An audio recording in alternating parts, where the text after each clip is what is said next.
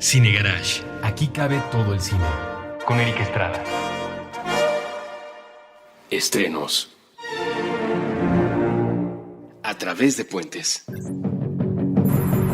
Everybody till the door.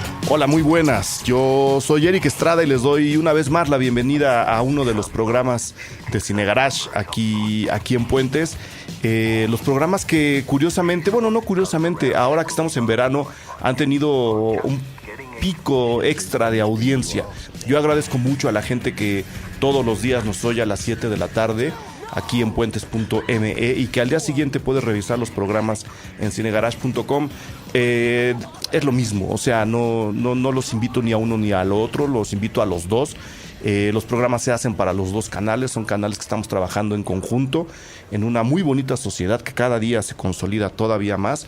Entonces, nada más les doy los horarios de publicación de los episodios de Cine Garage, que son, repito, a las 7 de la tarde de lunes a viernes. Y este jueves, que yo esperaba, además, se programó así en un principio el estreno de este episodio. El año anterior, cuando empezamos, los estrenos se hacían en jueves, los estrenos de verano se hacían en jueves. Me imagino que eso comenzó, no recuerdo muy bien, cuando las escuelas salieron de vacaciones y como los niños ya pueden ir al cine todos los días, si es que les alcanza, por supuesto que en este país el cine es muy caro, pues pusieron los estrenos en los jueves y nosotros hacíamos el programa de estrenos los jueves.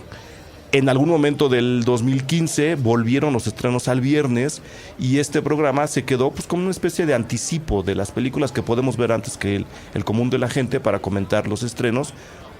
Y por eso es que estamos los jueves comentando lo que ustedes van a poder ver a partir del viernes.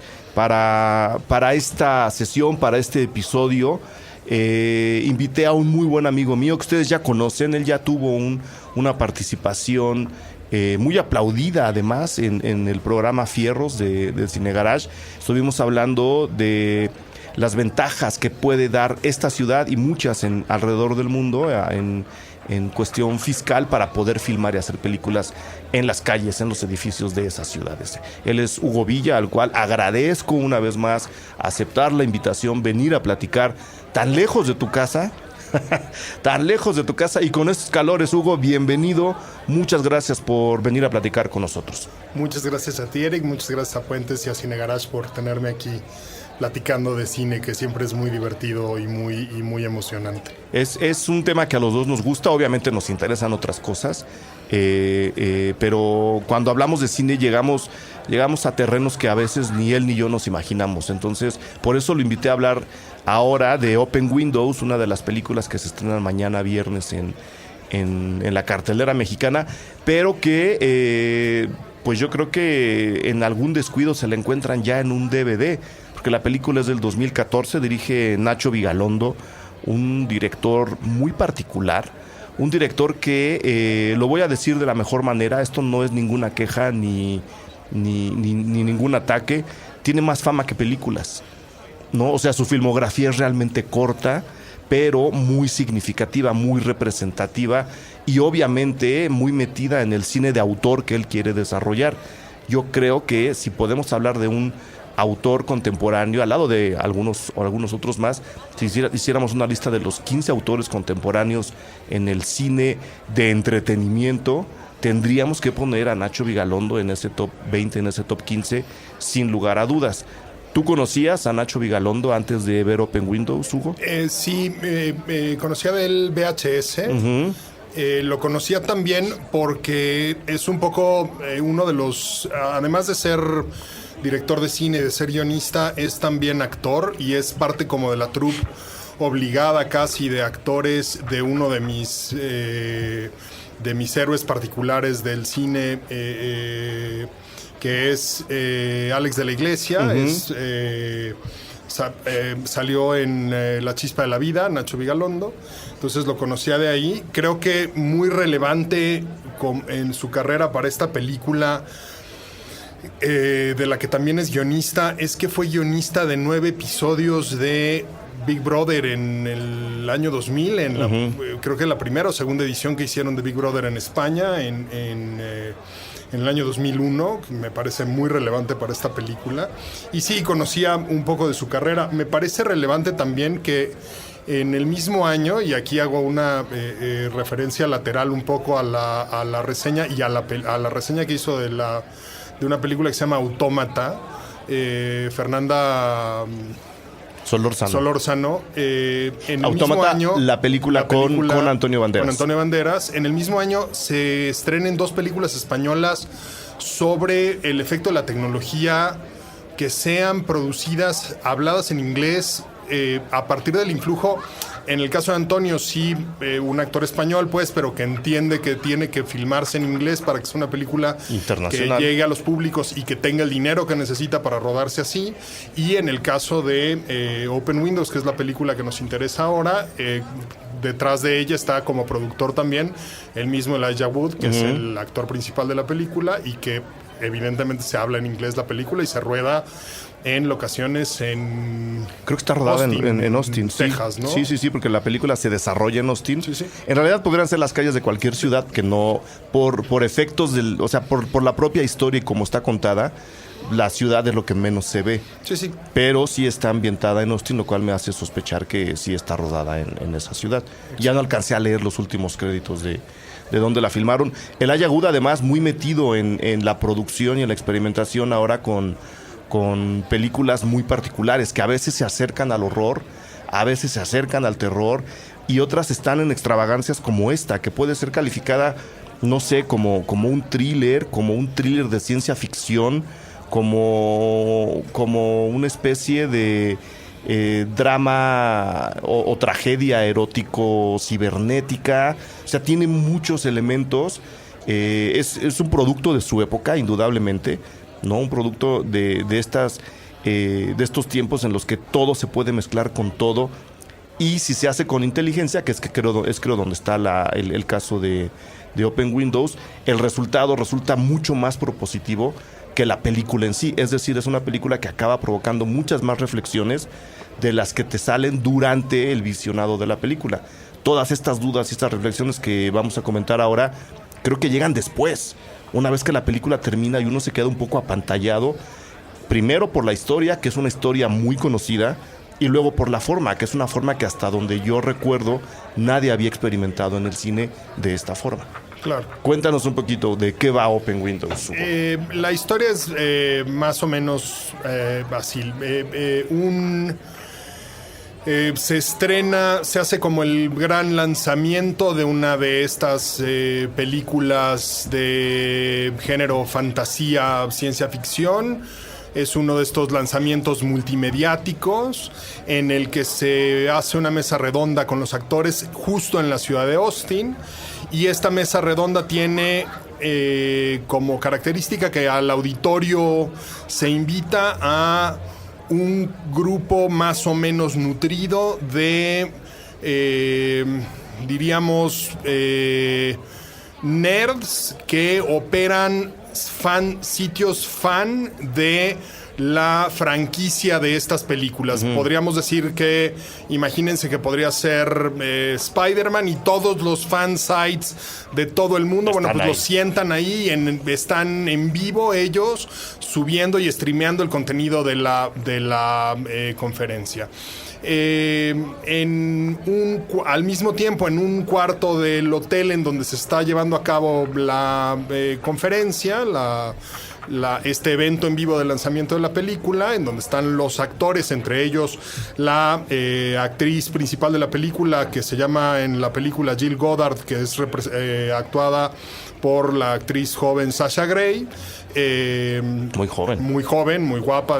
Todavía muy joven, ¿no? En una de las habitaciones está uno de estos nerds que tiene un sitio web dedicado exclusivamente, es un fan de ella, que solamente sube fotos y cachitos de clips de todas las entrevistas y todas las cosas que se puedan imaginar de ellas. Algo con contenido ligeramente erótico, pero nada porno. O sea, es como no. En apariencia de lo más inocente del mundo. Lo cual ya empieza a hablar de lo particular que es esta película, ¿no? Exacto. Porque dices, es un sitio muy inocente, muy de fan blanco. Muy de fan blanco. Sobre una actriz que evidentemente en la película es muy famosa y que en la vida real es ultra famosa justo por haber hecho lo contrario, que es haber hecho cine porno.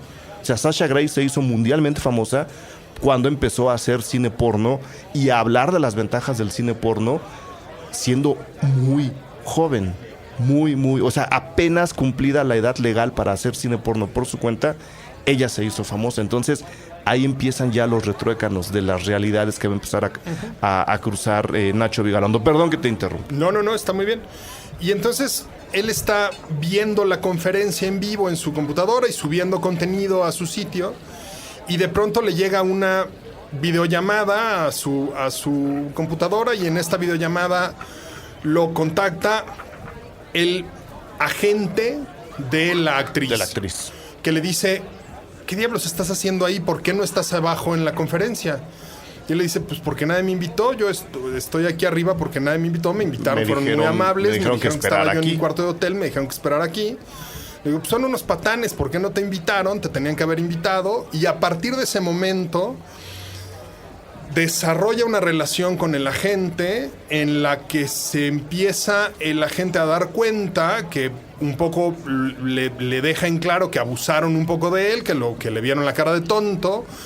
Como le vieron la cara de tonto, empieza a descubrirle un poco ciertas notas oscuras de la vida de Jill Godard, que ella no necesariamente quiere que le descubran.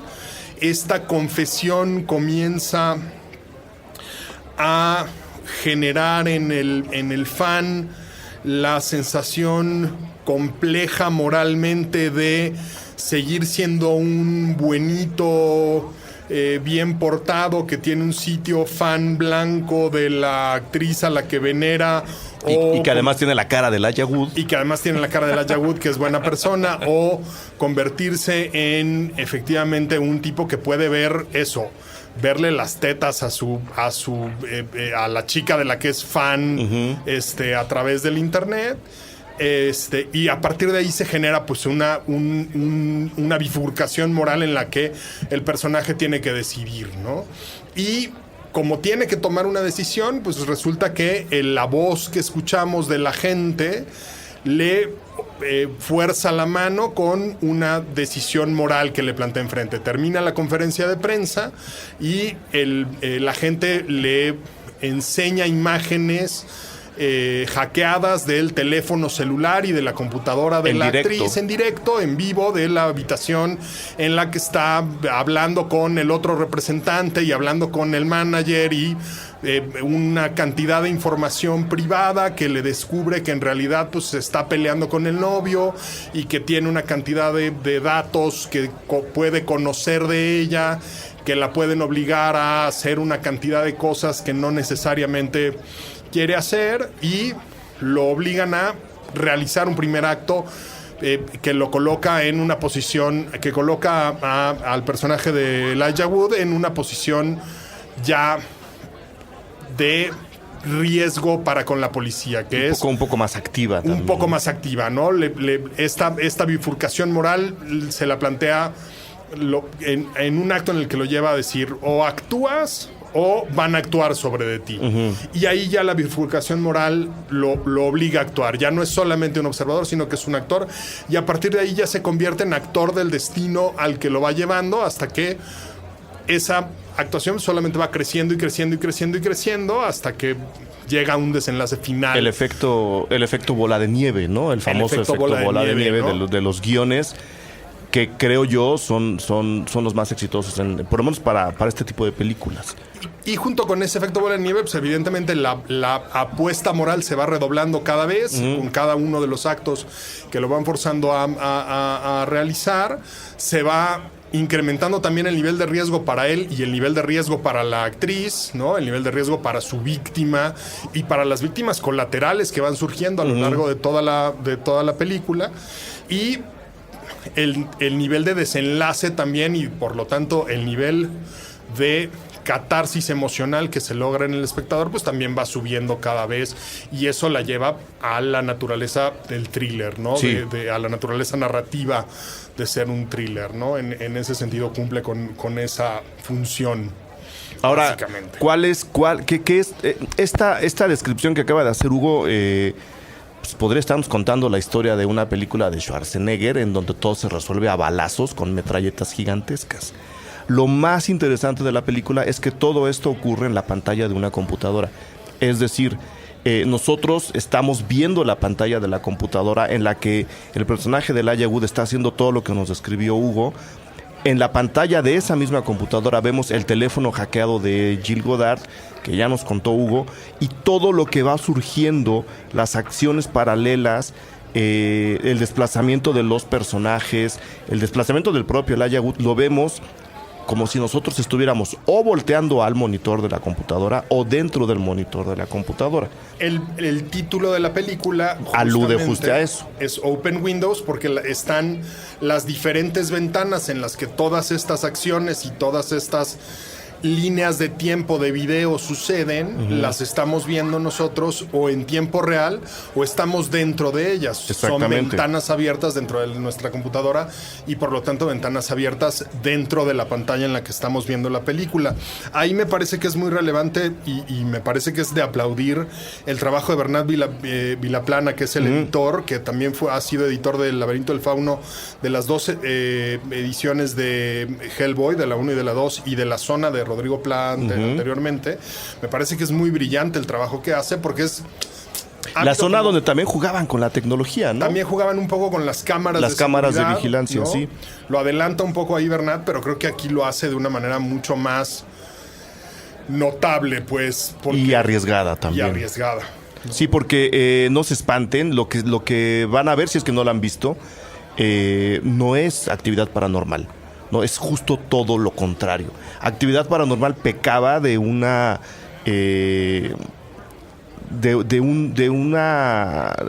pecaba de ramplona, o sea, no había un discurso cinematográfico, no había un juego visual. De efectista. Exactamente. Ponía muchas cámaras por poner muchas cámaras. Sí. Y aquí, pues bueno, metidos como estamos en la computadora del personaje de Elijah Wood y abriéndose las ventanas como se nos abren a todo mundo, que a veces tenemos 6, 7, 8 ventanas en nuestro escritorio, esa parte ya está justificada. El hecho de tener varias ventanas abiertas en lugar de varias cámaras acomodadas en un cuarto o en una casa, como en el caso de Actividad Paranormal. Y mejor todavía, de las muchas libertades que se toma Open Windows, porque toma muchísimas, porque si ven lo que estamos tratando de describir es un discurso muy arriesgado, muy nuevo, y en consecuencia tenemos que perdonarle muchos errores. De los muchos errores, libertades que se da Open Windows, es la de panear y hacer zoom sobre ciertas ventanas en las que evidentemente Nacho Vigalondo quiere que nos fijemos antes que en las otras. Es decir, hay una especie de cámara extra fantasmal navegando de ventana en ventana, ejerciendo un discurso cinematográfico real, pero jugando también con la posibilidad tecnológica que nosotros hacemos sobre el escritorio de una computadora. Yo creo que ese es el punto, justamente, la palabra discurso cinematográfico. Es que yo creo que aquí sí hay la intención de crear un discurso cinematográfico y no solamente el accidente de que hay muchas cámaras, de que hay muchos puntos de vista aventados ahí, sino que hay la intención de crear un discurso cinematográfico. Exacto. O sea, de poner la cámara para transmitir un volumen de información que quiero transmitir, ¿no? Sí, Creo porque que esa es era muy sencillo, ¿no? Dejarnos... De hecho, el comienzo de la película es desconcertante por eso, porque lo que estamos viendo es la totalidad de la pantalla con las ventanas abiertas, cómo se desplazan, se reacomodan a través del mouse, y era muy sencillo dejar la película correr así. Hubiera sido o realmente experimental o un desastre absoluto, como lo es Actividad Paranormal. Sí, sí. No, lo que hace Nacho Vigalondo es decir, no, ahora nos vamos a fijar aquí, ahora nos vamos a fijar acá, voy a hacer un zoom sobre el Elijah Wood, al cual su propia cámara de la computadora está viendo, para que nosotros tengamos un close-up que evidentemente tiene que ver con lo que vamos a ver después, que puede ser un medium shot, que puede ser un long shot. Si hay un dominio del discurso visual, de hecho, a la hora de manejarlo así, de manejarlo en acciones separadas que ocurren al mismo tiempo, que sabemos que están en el mismo lugar, que es decir el escritorio de la computadora. No es que todos los personajes estén en el mismo edificio, sino que todos están, digamos, a través de este embudo en el escritorio de la computadora. Hay más una deconstrucción del lenguaje cinematográfico que una utilización normal del lenguaje cinematográfico. Es como cuando ustedes les dicen, esto es un huevo revuelto con chorizo, y les dan un churrito ahí montado sobre un pan que parece una selga, pero que sabe a huevo con chorizo. Open Windows es más o menos lo mismo. Es un thriller, es una película real, con un discurso cinematográfico real, pero desarmado y desmontado para que nosotros tengamos una sensación extra a la del thriller normal. Lo que estoy queriendo decir es esto: mucha de la angustia de la que se genera al ver Open Windows no viene necesariamente de lo que está ocurriendo, que ya es de entrada un hecho violento, ya nos lo contó Hugo, sino viene de la forma en la que está contada. Está jugando con muchas acciones al mismo tiempo, en muchos espacios, todos en el mismo lugar, y eso nos genera angustia. Es un discurso visual muy violentado, que, una vez más, hasta donde sé, nadie había ejercitado hasta el momento. Por ahí la voy a dejar. Dejé a Hugo un poco callado. No sé si estoy volando muy alto, Hugo. Sí, hay algunas referencias. Recuerdo alguna película, lo que pasa es que la recuerdo muy brumosamente porque creo que no me debe haber gustado mucho, en la que salió Salma Hayek hace muchos años. No me acuerdo muy bien cómo se llamaba, que también tenía así como muchas pantallas y recortaban de una a otra y ampliaban la imagen, como un poco adelantando esto, pero no, en realidad usar todas las pantallas, porque tampoco había existido como la capacidad tecnológica de hacerla mover en tiempo real, ¿sabes? O sea, efectivamente podías haber visto todas estas imágenes en tu pantalla de computadora, en tu casa, pero no las podías haber movido, ¿no? Aquí los actos que empujan a la acción al personaje y que lo hacen actuar son 100% portátiles, igual que es portátil la computadora. No va conectada con su... Digo, en México no, porque tenemos unos servicios de internet móvil espantosos. No, por eso también la película está ambientada en Austin. Tiene que estar ambientada en un sitio que tenga como una portabilidad de servicios total. 4G increíble, como Austin. Como Austin. Aquí no sería creíble, no, porque cada 4 cuadras se te estaría cayendo el 3G. Si el teléfono. ¿no? Y llegarías a la colonia del Valle y ya no tendrías ni siquiera 3G, claro, etcétera. Pero eso es como 100% portátil y todo el tiempo puedes ir viendo la red portátil, ¿no? Todo el tiempo puedes ir viendo en alta definición alimentado a tu computadora, y entonces por eso es portátil. Uh-huh. A lo que evidentemente es una comparación durísima para hacerle a cualquier director de cine, y aquí es donde empieza, ya dijimos lo que nos gustó, y aquí es donde le va a empezar a zumbar los oídos al pobre Nacho Vigalondo, al cual le mandamos un saludo. Antes de que le empiecen a zumbar los oídos, y regresamos rápido con tu comentario, hago el primer corto del programa. Muy bien.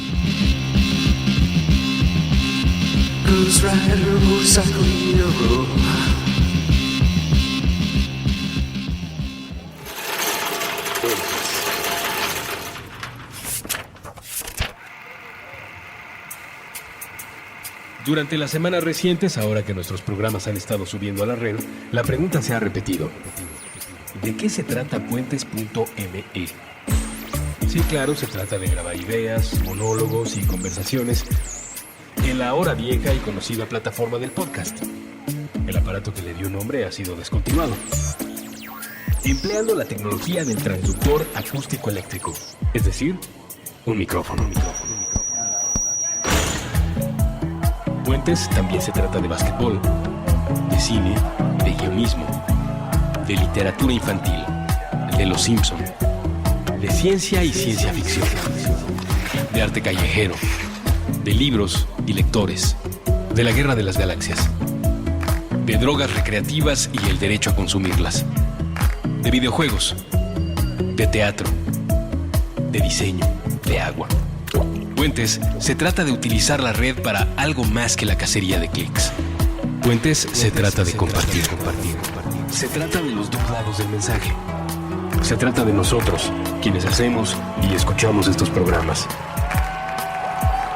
de nuestra relación con esta ciudad y este tiempo. Se trata de pensar en cómo será el mundo mañana. Se trata de imaginar. De eso se trata. Puentes. Porque un México más verde es un México más fuerte. Toque de queda. Cultura canábica global con Andrés Vargas Russo. Nuevo episodio todos los jueves a las 9 de la noche. Puentes.mm.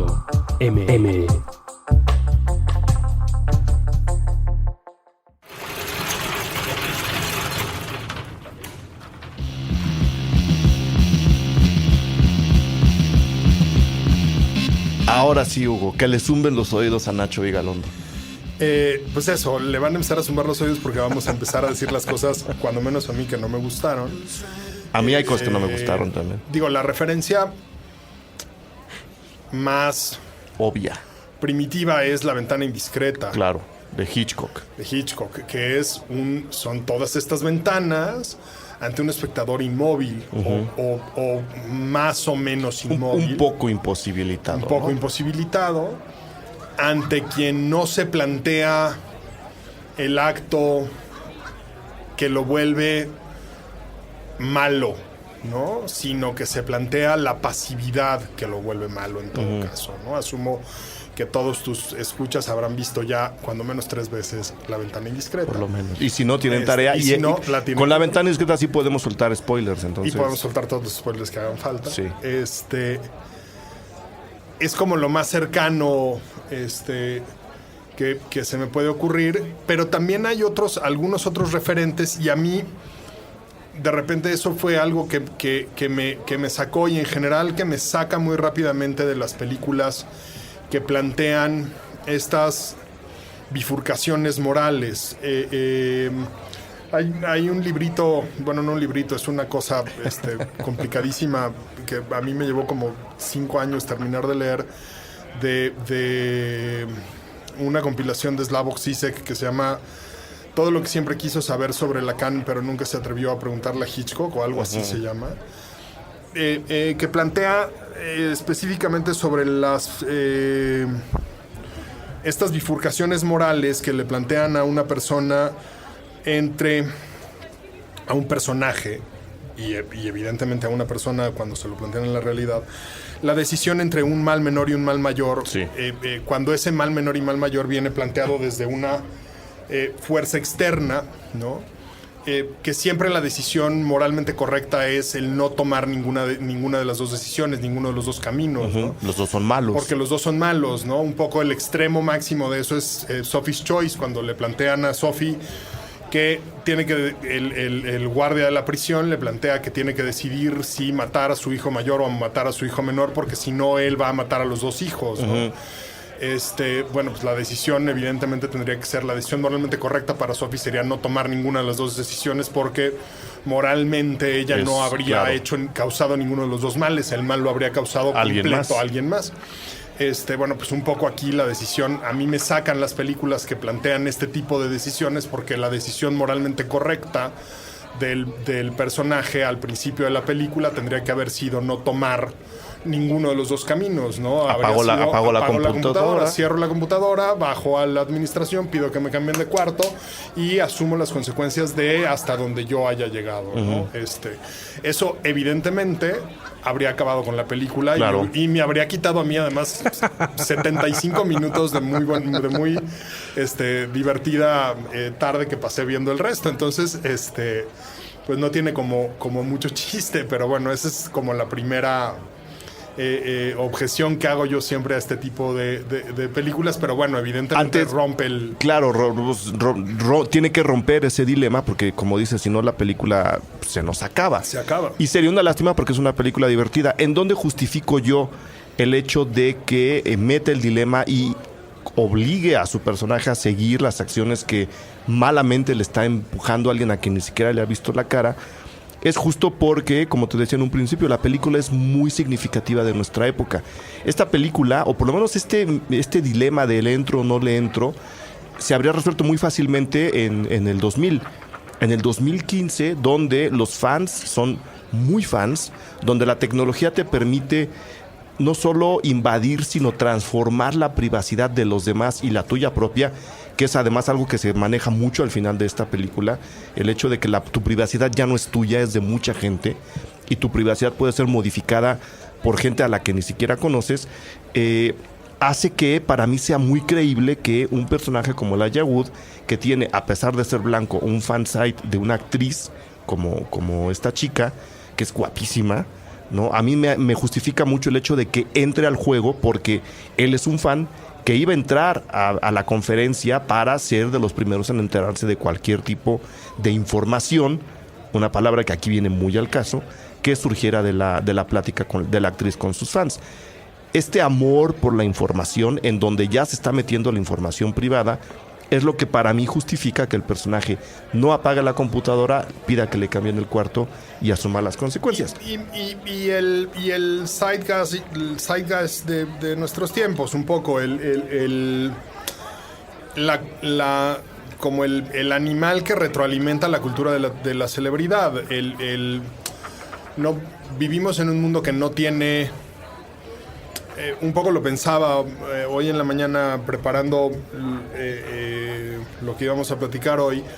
No tenemos una cultura en la que lo que prive sea el talento, sino que tenemos una cultura en la que lo que prive es la celebridad. Uh-huh. Y la celebridad justamente se alimenta de este animal que lo que necesita es replicadores de contenido. O sea, lo que yo necesito es que más bien, no yo, porque afortunadamente no soy una celebridad, pero lo que Miley Cyrus necesita es que los fans repliquen su contenido. No importa que este contenido sea si ella es talentosa o si ella salió enseñando medio pezón cuando se estaba bajando de la limusina.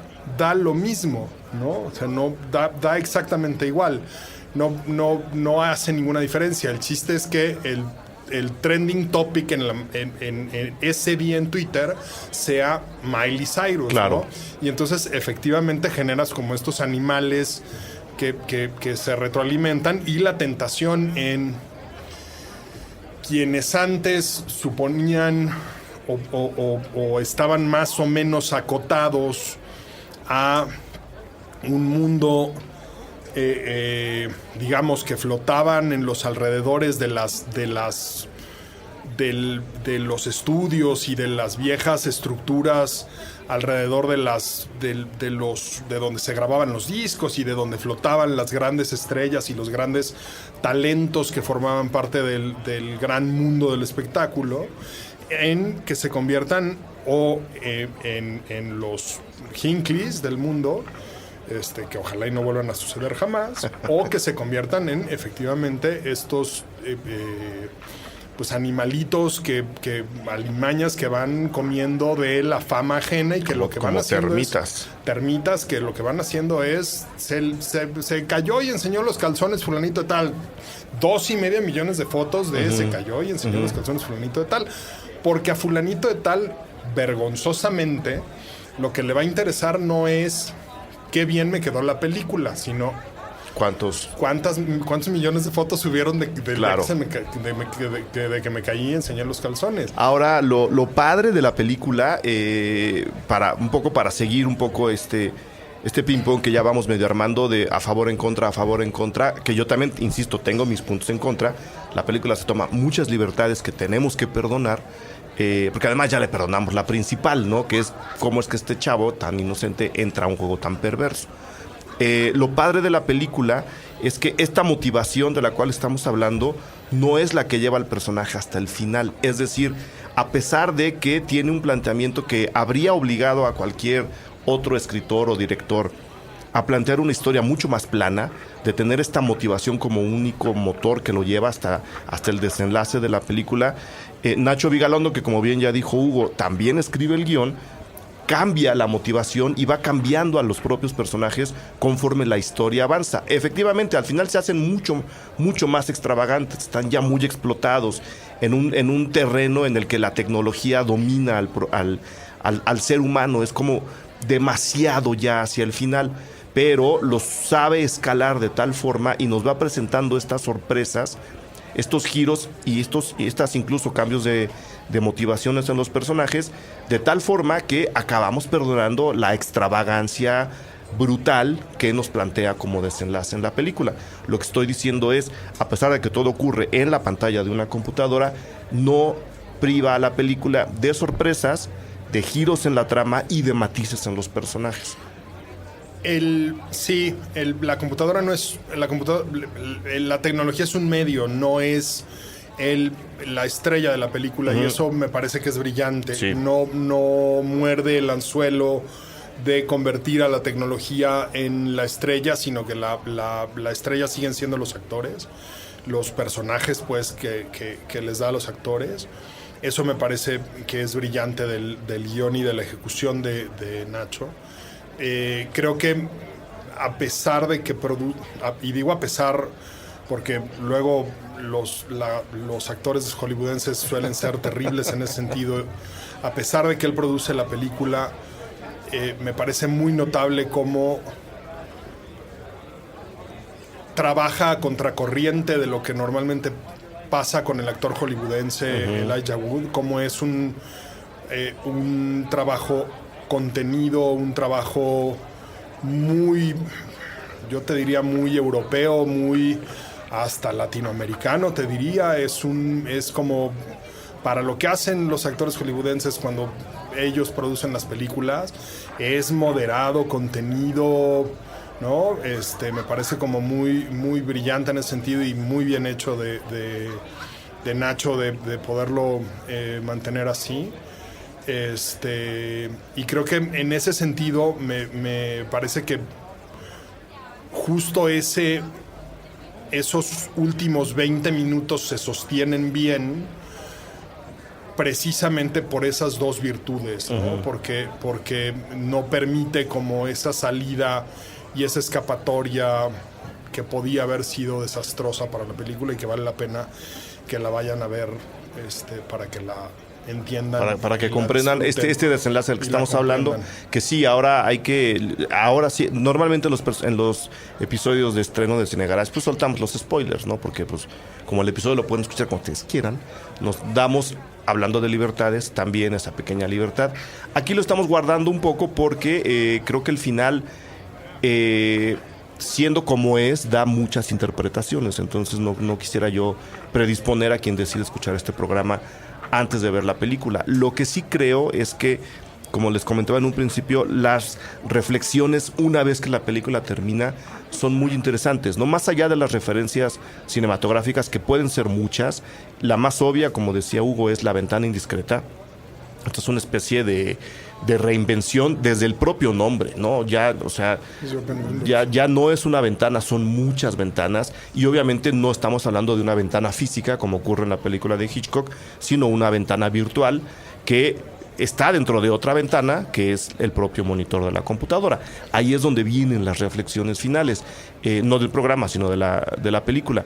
Como todo ocurre así como lo estamos contando, y como nosotros estamos viendo a este personaje de una forma inexplicable, porque nunca nos explicamos, ni Nacho se detiene a explicarnos por qué estamos viendo lo que estamos viendo, a mí de repente me surgió la idea primero de pensar, esta voz que le habla a Elijah Wood y que lo obliga a tomar las decisiones morales, a tomar acción, a desplazarse, a no desconectarse y a hacer todo este tipo de acciones perversas a las cuales lo obliga, pues casi sin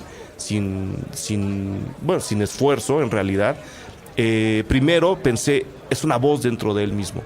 Elijah Wood es dos personajes y en esta esquizofrenia se habla a sí mismo para llevar a cabo actos que el personaje bueno no puede ejecutar. Número uno, eso no es así. El thriller es en ese sentido mucho más normal. Pero al final de la película yo decía, nosotros, viendo cómo están las cosas, nosotros somos el internet. O sea, nos convierte Nacho Vigalondo en todo en el demandante de toda la información que estabas diciendo hace rato. Esta información que se genera sin necesidad de que sea más o menos importante, alguien la devora. Nosotros, al estar viendo a quien ve, nos convertimos en los devoradores de esa información que podría llegar incluso a ser información basura. Somos o el gran hermano o el gran morboso que está viendo todo lo que ocurre y que desde la seguridad de no nos va a pasar nada a nosotros y cualquier decisión que se tome en la película no nos va a afectar tampoco a nosotros. O sea, sí hay también un cuestionamiento hacia quien está viendo esta película, porque en un hartazgo temprano, así como les contamos que empieza la película, cualquiera puede decir, esto no es una película convencional, me paro y me voy. Que es un poco el símil de decir, esto que me están obligando a hacer en mi computadora no me incumbe, apago la computadora y me voy. Sí, está clarísimo. Lo que está pasando con la información es parte como de un camino que ha seguido la narrativa en general. O sea, un poco pensando como en dónde estaba, si nos vamos como a pensar en... Yo siempre trato de acordarme de Sunset Boulevard, ¿no? Uh-huh. Si piensas un poco en Norma Desmond y esta frase sacramental para quienes somos fans de Norma Desmond y de Sunset Boulevard, no es que son las películas las que se hicieron, son las imágenes las que se hicieron pequeñas. Pues efectivamente, algún día la narrativa era, cuando menos en el mundo occidental, era como este monstruo descomunal que eran las iglesias. O sea, tú te puedes imaginar cuando no sabíamos los occidentales ni leer ni escribir. Uh-huh. Y entrábamos, después de pastorear unas cabras y de que se nos moría toda la familia porque tenían peste bubónica, y entrábamos en el año 780 de nuestra era a la Catedral de Chartres y veíamos unas cosas gigantescas de 10 metros de altura en las que estaba San Juan de la Cruz. Uh-huh. Y nos decían, ese es San Juan de la Cruz. Esa era la narrativa. Y ahí está su historia, además. Ahí está su historia, ¿no? Y eso es a lo que tenemos que aspirar. Y al fondo había en el púlpito un señor que tenía una vela y que cuando gritaba oíamos su voz estentórea. Por todos lados, sí. Esa era la primera narrativa, ¿no? Y luego la siguiente narrativa visual que se nos ocurrió tener se llamaba cine, y entonces entrábamos unas cajas oscuras pasamos enormes. Pasamos por el teatro, llegamos al cine. Pasamos por la ópera, el teatro, la ópera, el cine, y llegamos al cine y unas cajas oscuras enormes y veíamos unos rostros gigantescos de unas bellezas increíbles, primorosas, que nos hablaban y nos decían cosas bonitas y se besaban y eran primorosos y nos enamorábamos de ellos en unas cajas oscuras muy grandes, espléndidas, hermosísimas. Y luego invitamos esas imágenes a nuestra sala. Uh-huh. Y era la visita y nos sentábamos con las piernitas cruzadas y se fumaba papá un cigarro y se tomaba un whisky y mamá se sentaba junto a papá si teníamos suerte y no se peleaban, ¿no? Etcétera, etcétera. Y luego se inventaron las televisiones más chiquitas y los invitamos a la recámara. Y luego se inventaron las televisiones más chiquitas y ya estaban también en la recámara los niños. Y ahora se inventaron unas porquerías que se llaman teléfonos móviles. Y son Pepe Grillo. Sí. La narrativa está ahí.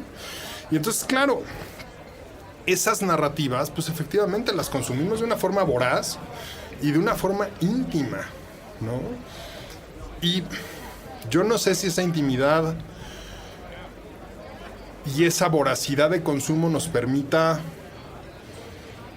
entender y respetar las narrativas, primero las narrativas anteriores, porque de repente parece, digo, yo doy clases de producción de cine y de repente parece que el cine se inventó ayer en la tarde. Uh-huh. ¿No?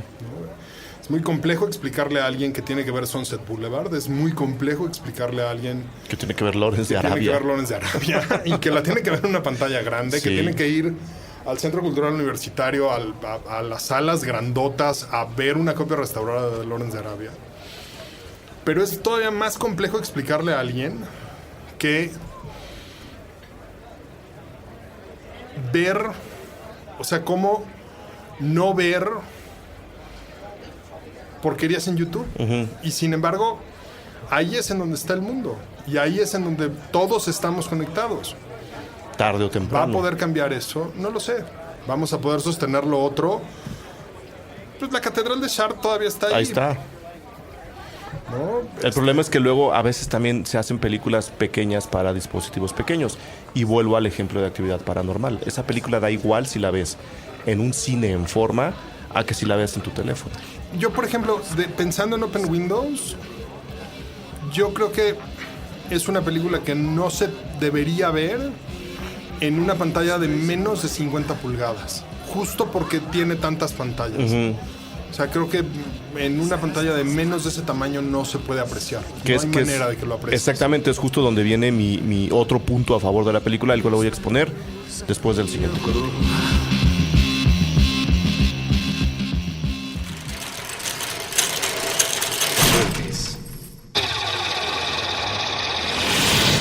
En 1985 se publica Galápagos, una novela de Kurt Vonnegut donde se cuestiona el mérito del cerebro humano desde una perspectiva evolutiva. Uno de sus personajes es un aparato sabelotodo que guarda en su interior todo el conocimiento del mundo. Su nombre es Mandarax. En 2015, Leonora Milán y Alejandra Ortiz Medrano conducen un programa que busca responder preguntas a través del conocimiento científico. Su nombre es Mandarax. Nuevo episodio todos los miércoles a partir de las 10 de la mañana. Estreno 1 de julio, miércoles a las 10 de la mañana. Puentes.me.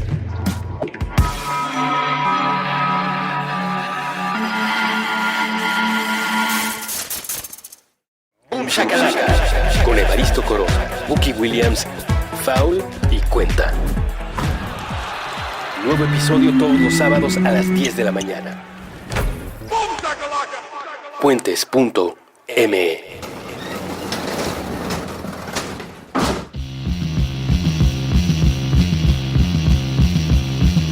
Ahora sí, mi siguiente punto a favor es justo que Nacho Vigalondo, no sé qué tan a propósito, yo quiero creer que más de lo que parece,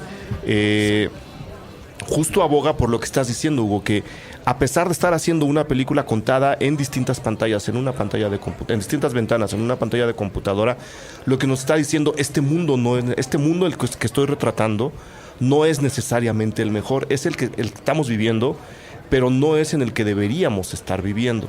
¿Por qué? Esta deconstrucción del discurso audiovisual del cual intenté explicar hace rato, está hecho para una pantalla mucho más grande que la mejor computadora del mundo pudiera tener. Está hecho para verse en una pantalla grande, muy grande.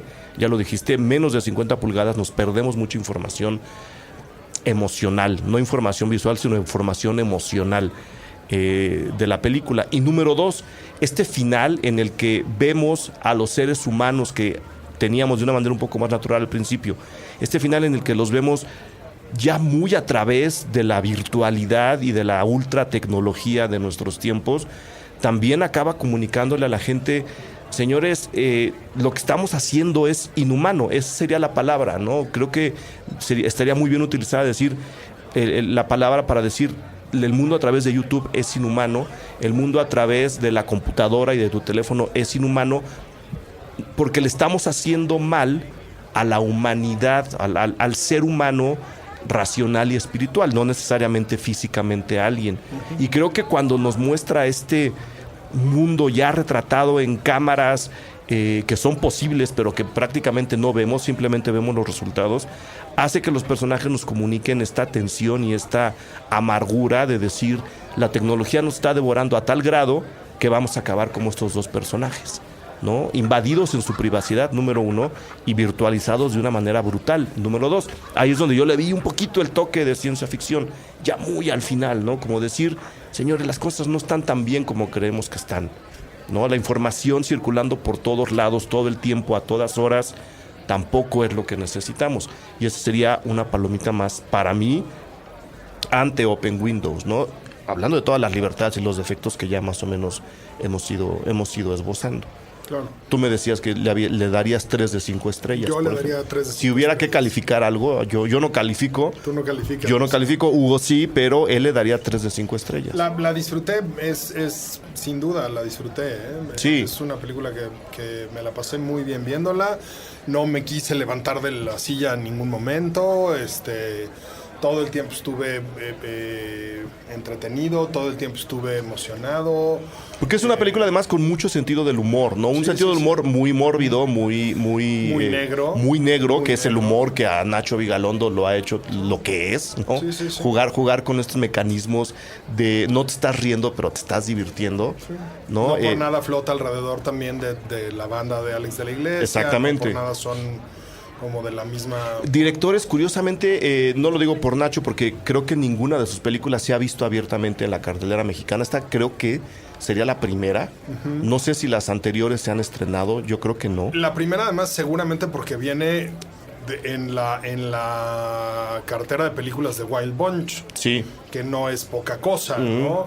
Que además seguramente está ahí porque tiene detrás a Elijah Wood y es hablada en inglés. Exactamente. No, y a Sasha Grey también, Y a que Sasha no, Grey. que insisto, es una Pero es chica, que no. es una chica que ha ejercitado y ejercido esta popularidad que hemos descrito aquí de maneras que también muy poca gente había hecho. No es que se trate de la primera actriz porno que hace otras cosas, sino que la manera como lo hizo aprovechó mucho también estas tecnologías, estos cuestionamientos que ella lanzó sobre el sí o no al porno y esta salida al cine mainstream, lo voy a llamar así, se hizo siempre a través del internet, de la información que circula en este microuniverso, ¿no? No es alguien que se haya hecho famoso como de una manera más tradicional, lo voy a llamar así. Claro. Es alguien que ejercitó esto que nos están contando en su propia vida. Eso me hace todavía aplaudir más, por un lado, la elección de Elijah Wood y por el otro lado, la elección de Sasha Grey. A lo mejor es un capricho, pero dudo que sea un capricho de Nacho Vigalondo tan a la ligera. Creo que abajo de eso sí había una idea de decir, señores, tiene que ser ella. No, yo creo que está muy, muy claramente pensado, ¿eh? No me parece que sea un capricho nada más por hacerlo. Además es interesante porque digo, nunca nadie lo va a admitir o les va a costar mucho trabajo admitirlo, pero las tendencias de comercialización y facturación del cine porno generalmente van como unos 5 o 10 años adelantadas Sí. de las tendencias de comercialización y facturación del cine mainstream. Y nunca lo han querido admitir, pero es prácticamente un hecho. O sea, es como ver es como ver a ti que te gusta el béisbol, es como ver el porcentaje de carreras limpias de un staff de picheo, como si te lo dijeran al final de la temporada, sin que te dijeran en qué lugar terminó el equipo. Sí. Si tú ves que el porcentaje de carreras limpias de los abridores del equipo está en 3.7, no te necesitan decir ese equipo terminó arriba de su división, se acabó, punto, no hay más, ¿no? O sea, no te lo necesitan decir. Bueno, pues exactamente igual pasa con el cine porno. 5 años antes, siempre va entre 5 y 10 años antes. El cine para adultos tuvo la crisis que está empezando a vivir los contenidos mainstream hace 3 o 4 años, la tuvo hace 6 o 7 años y no han podido salir de ella. Y creo que son lecciones que están empezando a darse cuenta apenas en Hollywood, que apenas están empezando a leer y de las que apenas están empezando a reaccionar, y eso es como muy interesante. Un buen amigo que conoce más o menos la industria me decía hace algunas semanas que estos 3 o 4 años eran como los años Napster de la industria del cine. Y eso es interesante pero aterrador para Claro. los que vivimos en la industria del cine, ¿no? Porque a diferencia de lo que pasa con la industria de la música, el fenómeno Napster, la industria de la música, cuando quitas a los grupos chafas y cuando a Poison lo dejas de que llene 10,000 arenas de 10,000 personas y llena bares de 800, Ajá. los Rolling Stones siguen llenando estadios de 30,000, punto. Y los Rolling Stones siguen siendo un negociazo. Claro. Y entonces Poison ya no vende un solo disco, llena Vende canciones 200 fechas de bares. 800 de bares de 800 personas al año. El cine no tiene No tienes ni a Poison ni a los Rolling Stones. No. El cine tiene el cine. ¿no? Entonces, Sí, porque por mucho que Terrence Malick sea un director de culto para muchos, eso no garantiza que su película vaya a ser un éxito. Y aunque sea un éxito, Sí. si la película es un éxito y no vende lo que cuesta hacer una película de Terrence Malick, ¿quién paga por ir a ver a Terrence Malick? Sí, no. ¿Quién paga por una conferencia de Terrence Malick? No. Yo ni por una ni por la otra. Nos dormimos, ¿me explico? O sea, no todos vamos así pagamos los usuarios que quieren dejar de consumir Valium en las noches para no dormir. Sí, que les sale más barato el cine que el Sale más doctor, barato ir a ver que la terapia. una conferencia de Terrence Malick que comprar que no. Sí. Porque no debe ser particularmente movido, pero bueno, es así. ¿Algo más, Hugo, que quieras agregar de Open Windows? Además, Que la vayan a ver y la disfruten mucho. sí, creo que es una película que merece la atención y que merece que se diviertan con ella. A mí me reclaman mucho cuando digo, me divertí viendo la película y resulta que vi, no sé, It Follows, ¿no? La película de terror que ahora me entero sí se va a estrenar en México al final, o en un par de semanas. Me dicen, ¿cómo? Pero si es una película de terror. A ver, señores, divertirse no significa estarse riendo todo el tiempo. Es pasársela bien, entrar en una historia, dejar que nos cuenten la historia, participar de la historia, sentir emociones, ¿no? Que se te acelere el pulso o que se te revuelve el estómago. O sea, sentir lo que normalmente no sientes cuando estás trabajando, que es, en muchas de las ocasiones, nada. Eso es divertirse en el cine y creo que Open Windows lo hace de una manera muy interesante, muy original, muy particular. Vamos a ver con qué sale ahora Nacho Vigalondo. De hecho, ya acabó de hacer. Tiene ahí varios proyectos. Él siempre anda está con varios proyectos paralelos. Estuvo en México hace una semana y media. Yo pensé que venía al estreno de la película. Resulta que no, entonces por eso tampoco lo pude traer a la entrevista, ya no daba tiempo. Pero está haciendo cosas. Échenle ojo a las películas anteriores. Estoy seguro que todas se consiguen en DVD. Extraterrestre es una película muy interesante. Es así metida en la ciencia ficción. Cronocrímenes también es una película muy en el estilo de Open Windows, ¿no? Rompiendo un poco los moldes del cine tradicional. Y pues, por supuesto, esta película yo creo que merece la suerte, merece que apoyemos un poco estos discursos alternativos dentro del cine industrial, una cosa también muy particular. Nada más, Hugo. Nada más. Mil gracias por venir, de verdad. A mí me gusta mucho platicar contigo de cine. Te agradezco que hayas venido hasta los estudios, que hayas platicado con toda la gente del Cine Garage. Y ya sabes, estás invitado cuando quieras. Muchísimas gracias a ti, muchísimas gracias a Puentes y muchísimas gracias a Cine Garage. What's the address? How do I get there? Get out of the way! Do it. Like this. Do as I say, or she dies.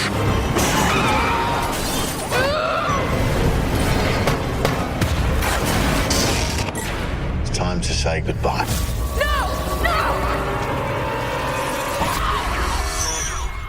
Cine Garage. Aquí cabe todo el cine. Con Eric Estrada.